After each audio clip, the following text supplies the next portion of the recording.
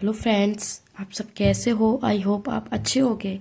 आज हम आपके लिए लेके आए हैं द हिंदू न्यूज़ एनालाइज इन हिंदी। आज हम आपके लिए द हिंदू न्यूज़ को एनालाइज करेंगे हिंदी में टू दी पॉइंट। और आज है 20 फरवरी 2025। हमारे यूपीएससी प्रीलिम्स प्लस मेंस दोनों के लिए बहुत मोस्ट इम्पोर्टेंट टॉपिक है, जिससे हमें मेंस में इंटरव्यू में हमें अधिकतर क्वेश्चन हमें देखने को मिलते हैं हमारे डेली करंट अफेयर्स से, जो हमें डेली पढ़ना चाहिए। अब हम बात करते हैं अपने टू दी पॉइंट। आज है पहला आर्टिकल है हमारा दिल्ली की मुख्यमंत्री। हम बात करेंगे दिल्ली के मुख्यमंत्री की कौन बना है और शपथ ली गई है, आज उसके बारे में बात करेंगे। दिल्ली में नए मुख्यमंत्री का ऐलान। पहली बार विधायिका बनी रेखा गुप्ता को मुख्यमंत्री बनाया गया था। मतलब जो पहली बार विधायिका बनी है मुख्यमंत्री रेखा गुप्ता है। विधायिका दल ने सर्वसम्मति चुना और आज मुख्यमंत्री पद की शपथ लेंगी। मतलब जो हमारे रेखा गुप्ता हैं आज वो शपथ लेंगी। सुषमा खराजा शीला दक्षता आतिशी के बाद दिल्ली की चौथी महिला मुख्यमंत्री बनेंगी और भारत के राजनीतिक दलों में राज्यों के स्तर पर नेतृत्व की स्वच्छता में कमी। तीन हमारी जो महिला बनी है वो हमारे सामने है और जो हम मेल जेंट्स जो बने हैं वो हमारे अरविंद केजरीवाल। सभी राजनीतिक दलों में निर्णय केंद्रीय नेतृत्व लेते हैं और ऐसे में संघवाद का कमजोर होना तय है। जब राजनीतिक दलों में निर्णय केंद्रीय नेतृत्व लेता है तो हमारे संघवाद के जो निर्णय होते हैं वो कमजोर होने तय हो जाते हैं। ये हमारे कुछ दिल्ली से रिलेटेड कुछ टॉपिक हैं जो हमें बताते हैं कि जो ये हमारे लिए कितना इम्पोर्टेंट है। अब हम बात करते हैं आसाम और अवैध विदेशी। आसाम में और अवैध विदेशी ये हमारे कुछ उससे रिलेटेड, जैसे कि अमेरिका के जो राष्ट्रपति हैं ट्रंप, उन्होंने भी विदेशी जो जितने भी पाए गए थे वहाँ अमेरिका में उनको वापस किया। और जैसे ही हमारे हैं ये आसाम में आसाम समझौते के अनुसार 1.66 लाख विदेशी पाए गए हैं। मतलब आसाम में 1.66 लाख विदेशी पाए गए हैं। वो कौन से हैं उनका डाटा अभी तक नहीं बताया है और कहाँ के रहने वाले, किस देश के आए हुए, तो उन्होंने ये भी डाटा हमें क्लियर अभी तक नहीं किया है। और इनमें से 330 की उनकी दिशा वापस भेज दिया। मतलब इतनों को उन्होंने वापस भेज दिया गया है। और असम सरकार ने विधानसभा में जानकारी दी है। 1985 को समझौता 6 वर्ष लंबे हिंसक संघर्ष के बाद हुआ था।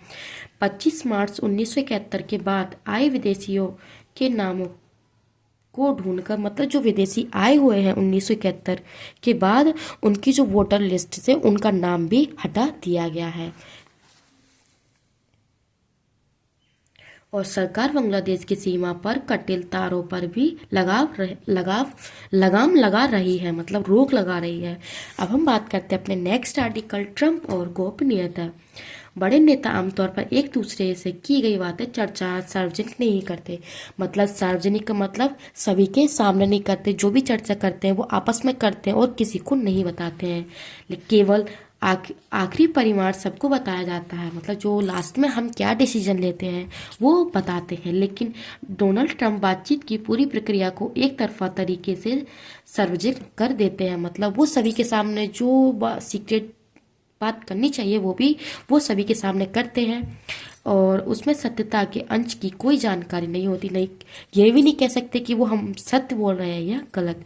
प्रधानमंत्री मोदी के एक साथ हुई टैरिफ की बातचीत को भी उन्होंने अपनी ओर से सार्वजनिक किया। मतलब सभी के सामने उन्होंने अपनी बातचीतें की। पीएम ने उसमें पारस्परिक टैरिफ ना लगाने की अपील की, लेकिन वो भी नहीं माने, उन्होंने मना कर दिया। इस प्रकार की वार्तालाप की सार्वजनिक करना उचित नहीं है। मतलब वो जो सभी के सामने बातें करते हैं वो उचित उनके लिए नहीं था, जो देश के पारस्परिक विश्वास को ठेस पहुंचती है। मतलब जो और देश है उनको ये ठेस पहुंचती है कि उनसे वार्तालाप कितनी सार्वजनिक की जा रही है, सभी के सामने भी वो कितने मेल प्रेम से बात कर रहे हैं।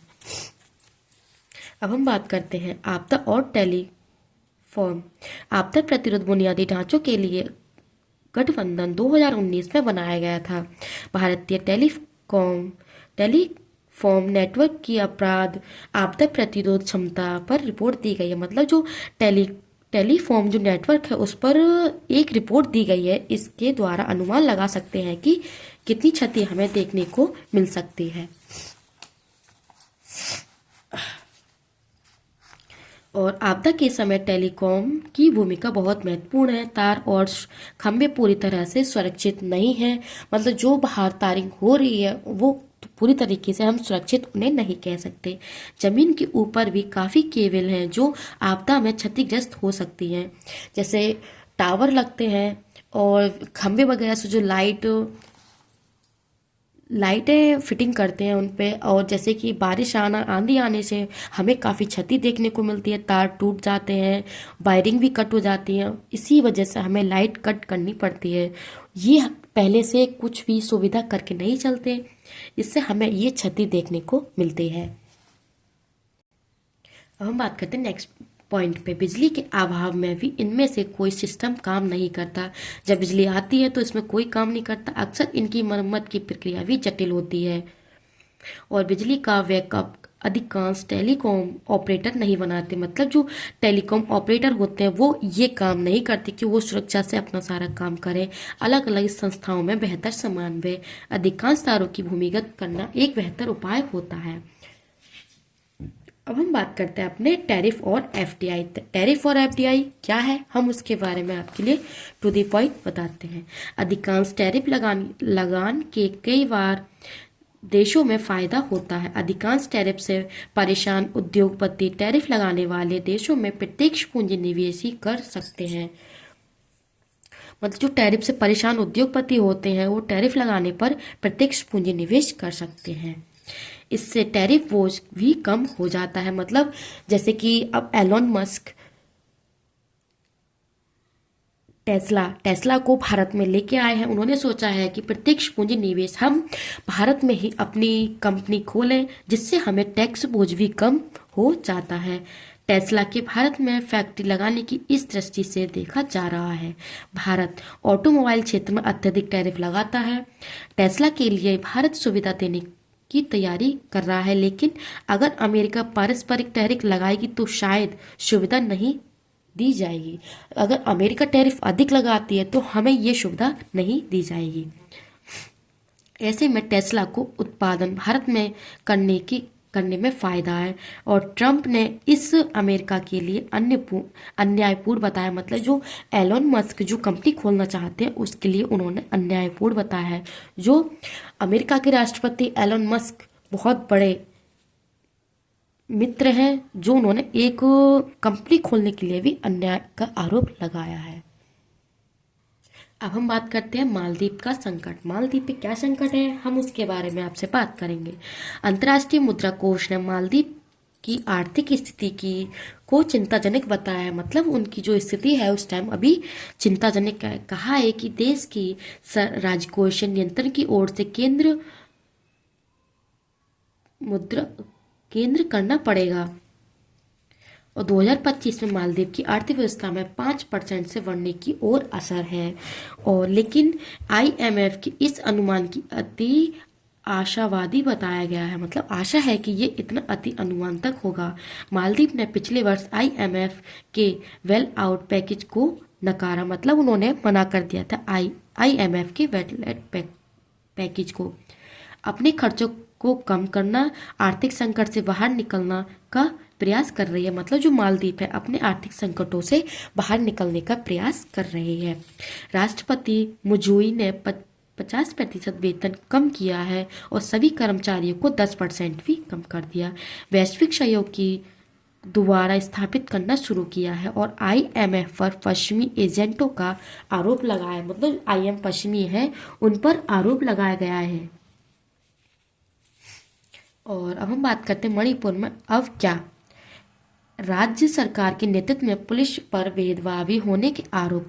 राष्ट्रपति शासन की पहली प्राथमिकता पुलिस में विश्वास लौटना होना चाहिए। सरकार की किसी भी वर्ग के अन्य की तरह प्रस्तुत करना चाहिए। मतलब सरकारों को किसी भी वर्ग के जो अन्य की तरह उन्हें जैसे कि औरों को हम आप किसी अपने पड़ोसी से आप और किसी अन्य जाति के से औरों की तरह बात करते हैं तो हमें ऐसे अपनी प्रस्तुति नहीं दिखानी चाहिए।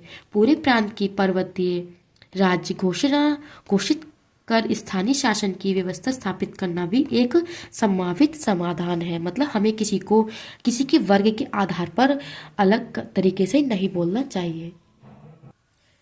सभी जनजातियों के बीच वार्ता के स्थानीय प्लेटफॉर्म बनाना भी एक प्राथमिकता होना चाहिए। विस्थापित और हिंसा प्रभावित लोगों को राहत देने की कार्य करने की आवश्यकता है। और अब हम बात करते हैं अपने नेक्स्ट आर्टिकल मुल्ला पेरियर बांध। मुल्ला पेरियर बांध कहाँ पर है? केरल और तमिलनाडु के बीच बहुत पुराना विवाद है जो हमें काफ़ी सालों पहले देखने को मिला। बांध 1886 के एक समझौते के अनुसार तमिलनाडु रख रखाव करता है। मतलब ये तमिलनाडु के रख रखाव में आता है। केरल को बांध की ऊंचाई से समस्या क्योंकि क्षति की दिशा में केरल को खतरा अधिक देखने को मिलेगा, जिससे कि जैसे कि वो काफी पुराना बांध है तो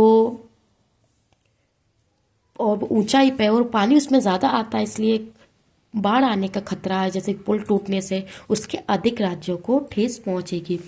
और लेकिन तमिलनाडु बांध को बनाए रखना चाहता है, पानी पर निर्भरता है। केंद्र ने एक सुपरवाइजर समिति बनाई थी जिसमें सुप्रीम कोर्ट ने उसके आदेश दिया कि तमिलनाडु की मरम्मत से जुड़ी मांगों की सुनवाई करें। जो सुप्रीम कोर्ट ने कहा था कि जो तमिलनाडु का जो मुल्ला पेरियर बांध है उसकी जो मरम्मत है वो की जाए।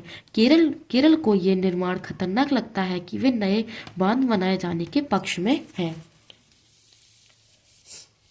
फ्रेंड्स, आप सभी को नोट्स कैसे लगे कमेंट सेक्शन में बताना एंड वीडियो को ज़्यादा से ज़्यादा लाइक करना, शेयर करना एंड सब्सक्राइब करना ना भूलें। फ्रेंड्स, मुझे इसे लिखने में बहुत मेहनत लगती है। प्लीज़ वीडियो को ज़्यादा से ज़्यादा लाइक करें और फुल वॉच करें।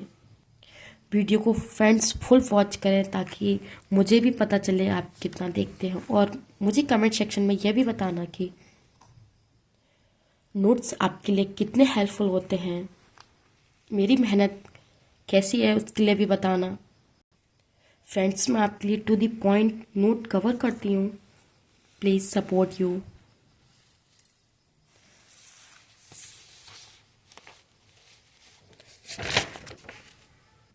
And thank you friends. Preparation for UPSC, all the best. आप अपनी तैयारी बहुत अच्छे से करें। Thank you.